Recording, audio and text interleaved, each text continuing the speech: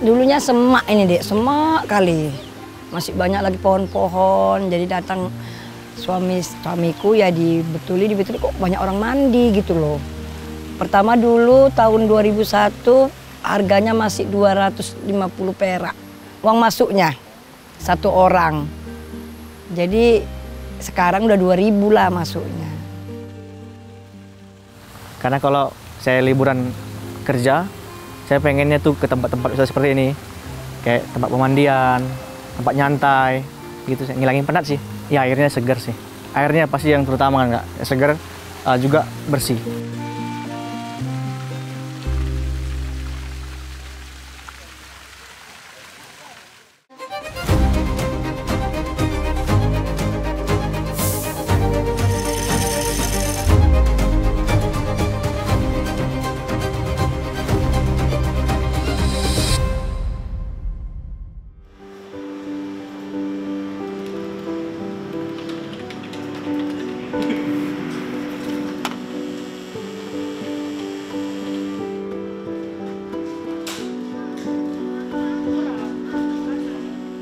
Di tengah kesibukan dan banjir notifikasi digital, banyak masyarakat khususnya anak muda kini mulai menenangkan pikiran dengan kembali ke alam. Di era gawai dan media sosial seperti saat ini. Banyak orang merasakan dampak negatif seperti kelelahan mental, kecemasan, hingga FOMO atau fear of missing out, atau perasaan selalu tertinggal. Para ahli psikologi juga sepakat bahwa paparan informasi yang terus-menerus dapat memicu stres, karena otak terus bekerja memproses input tanpa henti. Melansir Times of India, laporan tren terbaru dari platform pencarian visual menunjukkan semakin banyak orang yang kembali ke alam untuk mendetoksifikasi diri dari dunia digital. Mereka mulai mencari ketenangan dengan relaksasi alam, retreat alam, hingga hutan dengan air. Di Sumatera Utara sendiri, tren ini juga diikuti oleh anak muda seperti Gen Z. Mereka memilih relaksasi diri dengan mengunjungi pemandian yang bersumber dari mata air alami. Seperti yang terdapat di Kabupaten Simalungun dan Pematang Siantar, Sumatera Utara. Di daerah ini, banyak sekali terdapat pemandian yang bersumber dari mata air alami dan selalu ramai dikunjungi pada hari biasa dan akhir pekan. Pemandian Pulau Batu misalnya. Spot hidden gem atau surga tersembunyi ini berada di Jalan Si Batu-Batu, Basorma, Kecamatan Sitalasari, Pematang Siantar. Oras, nama saya Tutarti dari Siantar di pemandian Pulau Batu. Karena dulu deh orangnya sering pulang basah mandi, jadi banyaknya batu-batu, jadi pulbat dibikin. Pulau Batu, pemandian Pulau Batu. Dulunya semak ini dek, semak kali. Masih banyak lagi pohon-pohon, jadi datang suamiku ya dibetuli kok banyak orang mandi gitu loh. Pertama dulu tahun 2001 harganya masih 250 perak. Uang masuknya satu orang. Jadi sekarang udah 2000 lah masuknya. Cuman gitulah mampunya orang membayar deh, itu pun kadang mau merepet juga. Masa bayar gini aja gitu, dia kan nggak tahu kebersihannya. Kita bikin kan juga tukang menyapu. Enggak, kami aja yang mengelola sendiri deh. Dulu taunya ada mata air tuh gimana? Ya, memang dari zaman dulu lah, udah lama ini. Dari mertua masih hidup lah deh. Nggak ada, mengalir aja ke sungai. Di sekitar pemandian mata air alami ini, terdapat banyak bebatuan yang mengelilingi mata air yang bernaung di bawah sebuah pohon beringin. Untuk masuk ke kawasan ini, sebaiknya menggunakan kendaraan roda 2, karena jalannya yang tidak begitu lebar. Pemandian ini ramai dikunjungi wisatawan, karena harga tiketnya yang murah. Alhamdulillah, lumayan lah dek, kalau hari Jumat, Sabtu, Minggu lumayan lah rame. Lebih rame Minggu. Hari kejepit misalnya tanggal merah, rame lah. Wih nggak tahu kita dia pokoknya mau juga dari luar kota, orang turis pun kemari mandi. Semalam orang Jepang, mungkin airnya itu adem. Terus bisa nyembuhin? Iya, banyak juga yang untuk obat katanya airnya banyak kok yang mengambili gitu dek, banyak kali. Belum pernah, jalan aja tengah aja. Kekurangannya jalan. Jalan aja dek, kalau sempat jalan bagus ya alhamdulillah lah, mungkin rame. Pemandian Pulau Batu berasal dari mata air yang berada di dekat pohon beringin. Mata air ini sangat dalam dan muncul dari kolam yang diapit celah bebatuan sempit. Kedalamannya tidak diketahui secara pasti karena belum ada penelitian geologis tentang mata air ini. Hanya saja beberapa tahun lalu, pihak perusahaan air minum daerah setempat pernah melakukan survei untuk pasokan air minum dari mata air ini, namun programnya tidak dilanjutkan. Dalam nggak tahu kita entah berapa meter ke dalam. Karena dulu udah pernah PAM memasukkan meteran ke bawah, orang itu pun nggak tahu berapa dasarnya ke bawah. Orang itu aja nggak tahu dari mana dasarnya, nggak tahu lubangnya di mana, apanya nggak tahu. Nggak tahu kita entah berapa lah dalamnya. Kayak mana aku bilang ya? Ya biar supaya rame lah gitu loh dek. Awak bersihkan, awak apain. Yang mengurusin ini lah dek. Membersihkan bawah, menyapu semua lah. Bisa masuk ke rumah ini dek airnya. Ini dari lubang ini kan ini tembok-tembok ini aku masukkan ke rumah. Kalau nggak tentu juga dek. Kadang maunya dapat 300 satu hari biasa. Sama jualan lah kutipan. Kadang mau nggak sampai. Kalau hari Minggu mungkin dapat 800, sejuta lah sama jualan. Gitulah dek. Alhamdulillah. Berlebih lah dek. Lumayan lah gitulah. Dibandingkan nggak ada apa-apa kan dek. Makanya kita rawat lah ini dek. Kita sapu biar supaya kayak mana banyak orang. Perkenalkan, nama saya Pak Nahatan Gultom. Saya dari Medan yang sedang liburan ke sini kak. Kalau saya sendiri sih masih baru kak. Masih baru. Taunya dari mana bang? Dari teman gitu. Mungkin dulu pernah lihat rame, sempat rame ya. Cuma kan udah redup. Ini kembali teman saya yang bilang, coba kunjungi sini katanya, cantik bagus. Dari airnya, dari kolam-kolamnya juga bagus sih kak. Ya airnya segar sih. Airnya pasti yang terutama kan kak, segar juga bersih. Nah kalau dari saya ya kak, dari awal tadi jalannya cukup kurang memadai untuk kita-kita ini. Apalagi kan udah jalannya sedikit sempit dan kurang bagus sih kak. Udah gitu kita mau ke sini pun yang saya masih baru ini nggak nampak gitu, nggak tahu bahwasannya ada wisata di sini nih gitu kan, yang bagus gitu kan. Harusnya kan ada plang atau semacam penanda gitu kan.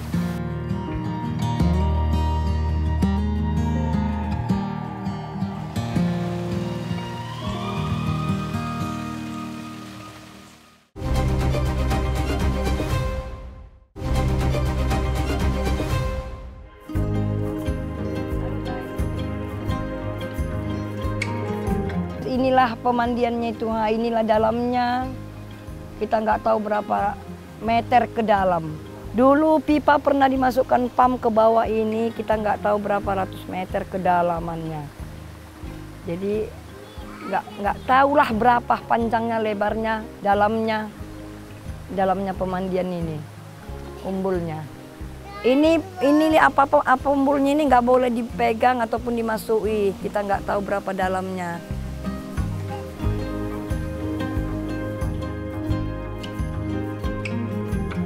Kota Pematang Siantar dan Kabupaten Simalungun memang memiliki banyak sekali pemandian yang bersumber dari mata air alami sebening kaca. Tidak hanya Pulau Batu, pemandian yang juga ramai dikunjungi adalah Bah Silulu, yang terletak di Nagori Silulu, Kecamatan Gunung Malela, berjarak 3 km dari Simpang Serapu, Jalan Pematang Siantar Asahan.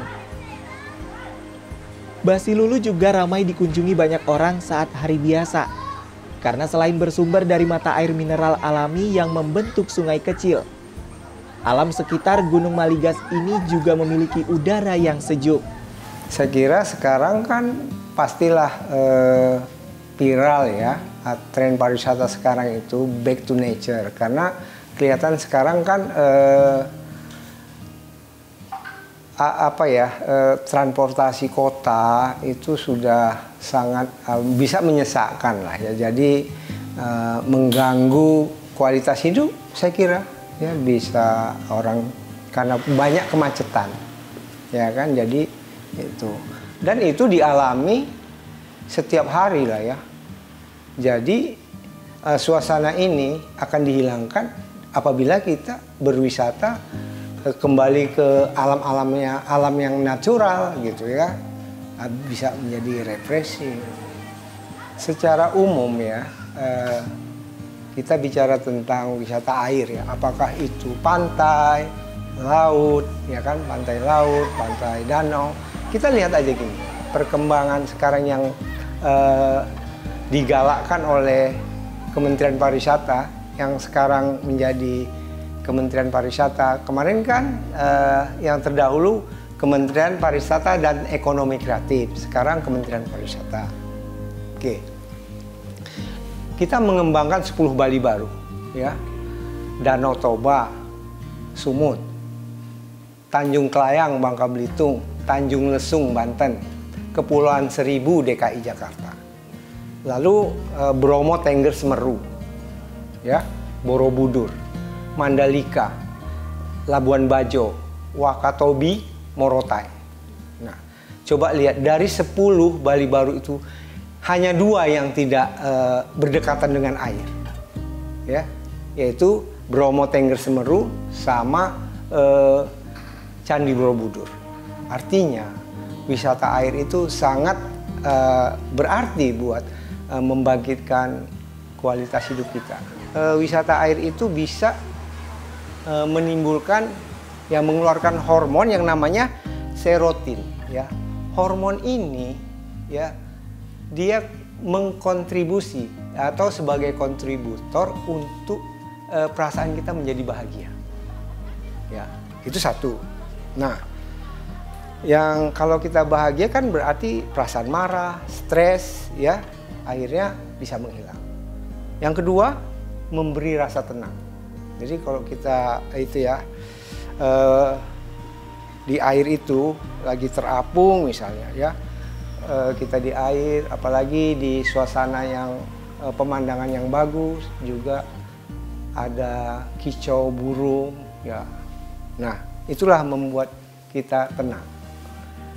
Lagi air itu bisa kita bermeditasi, ya. Jadi kalau kita bermeditasi, artinya kita menselaraskan pikiran kita dengan perasaan.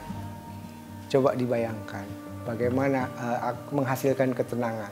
Kita kalau wisata air ya, kita katakanlah berenang. Berenang itu bisa meningkatkan kepercayaan diri. Kenapa? Waktu kita kalau kita berenang, jadi itu olahraga yang terbaik kan. Nah, sehingga tubuh kita, badan kita menjadi apa ya, punya bentuk yang profesional. Itu ada beberapa wisata air yang bisa dinikmati oleh pengunjung ya.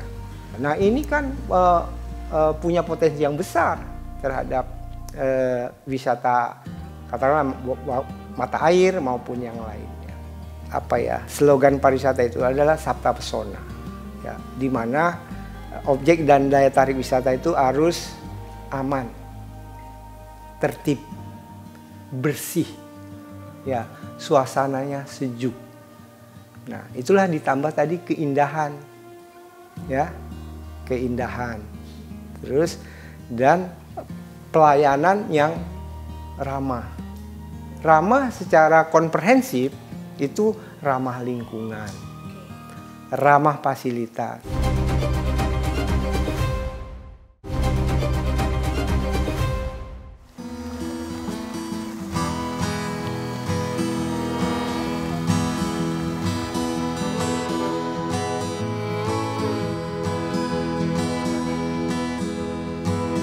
Makanya aku tahu Silulu itu. Silulu. Rame katanya. Airnya kayak gini. Iya, Mbak Silulu. Iya. Itu yang kelola kakak kenal? Sering dia kemari juga. Kawannya dia selalu Silulu. Iya, iya. Air itu kan biasanya kita wisata air pada umumnya lah ya. Itu kan itu anugerah dari Tuhan. Tugas kita apa? Tugas kita menjaga. Menjaga dari mana? Dari kawasan hutan. Harus dijaga. Kalaupun sudah sudah banyak penebangan liar, harus direboisasi.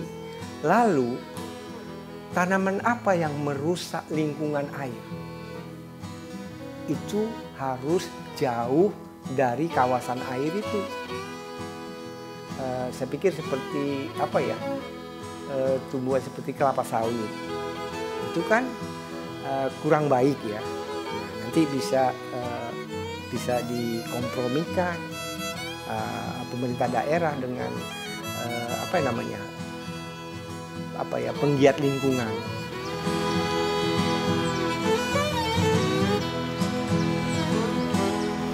Kalau saya sih dari segi fasilitas ya. Yang terutama itu yang kita nampak tadi, seandainya jalannya sempit, bagus, udah gitu kayak ya gampang dilewati lah. Udah gitu kalau mau kesininya pun orang biar ada tahu, yang terutama ada pelangnya Kak. Pelangnya bahwasannya ada ini wisata di Siantar sini kan gitu. Potensinya ya memang tempat wisata sih Kak. Tempat pemandian, cukup prospek. Karena di sini juga lumayan lebar. Seperti kita lihat Danau Linting kan Kak. Memang nggak pala besar tapi rame kan. Karena difasilitasi dengan baik Kak. Aksesnya bagus, iya. Kalau saya sih dari segi yang kakak bilang tadi kan ada tempat mata airnya. Tadi pun dibilang teman saya juga, ini yang paling ada mata airnya loh katanya. Udah gitu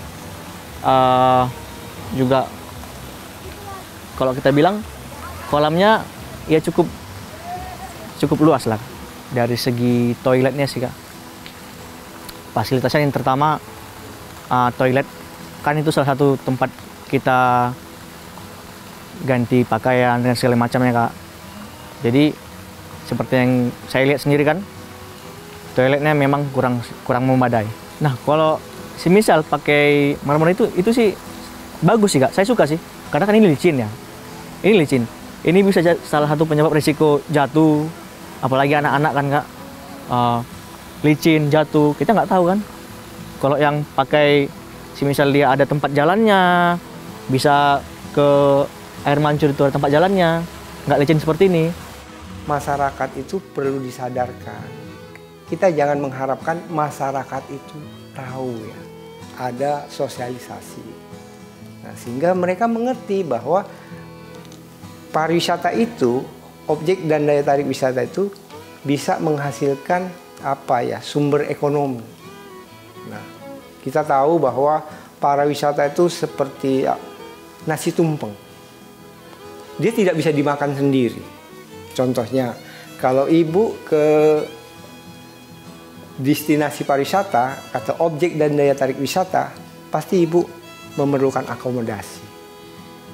Memerlukan, katakanlah, souvenir. Memerlukan transportasi. Nah, itulah yang harus disiapkan oleh pemerintah daerah. Kita juga jangan lupa bahwa ada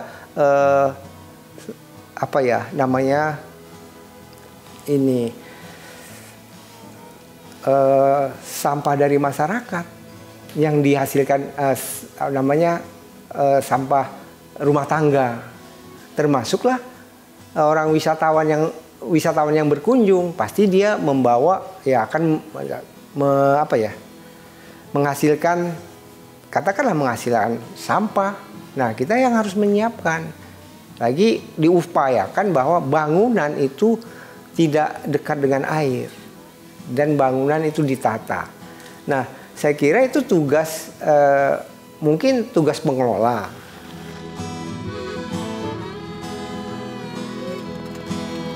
Selain Basilulu, Kabupaten Simalungun juga memiliki wisata Umbul Karanganyar yang terletak di Kecamatan Gunung Maligas.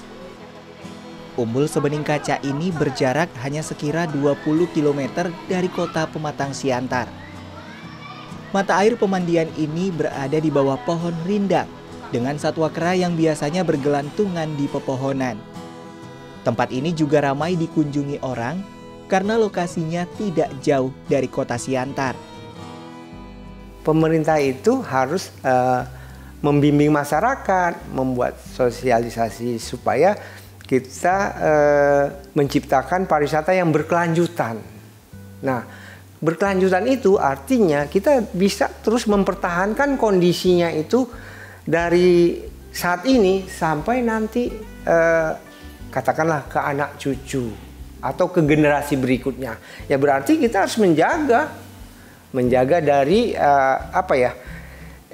dari masyarakat sekitar juga gitu. Dan masyarakat itu harus dikasih bimbingan, pengetahuan atau berupa sosialisasi. Nah, kita banyak ya wisata air, bukan cuma di Kabupaten Simalungun. Kita lihat juga Tangkahan, ya. Tangkahan dulu ada pemandian gajah. Nah, kita lihat Bukit Lawang. Nah, jadi memang harus dijaga air itu dari pencemaran. Tadi ya, pencemaran limbah rumah tangga, industri, pertanian. Nah, pentahelik inilah yang sama-sama menjaganya. Pemerintah, pemangku kepentingan, ya stakeholder itu, pengusaha lah, komunitas masyarakat, lagi akademisi dan media. Nah ini saling bersinergi untuk meningkatkan kondisi kepariwisataan kita. Ya, jadi itu harus ada kerjasama. Masyarakatnya pun paham. Jadi kalau tidak, dia tidak menjadi pariwisata yang berkelanjutan. Dan saling jaga, buat aturan bahwa tumbuh-tumbuhan yang dibutuhkan jangan ditebang. Tanaman-tanaman yang merusak lingkungan misalnya, ya harus diatur penanamannya sehingga kualitas air itu terjaga terus. Ya, kalau nggak kita sama-sama menjaganya, saya kira agak berat lah ya.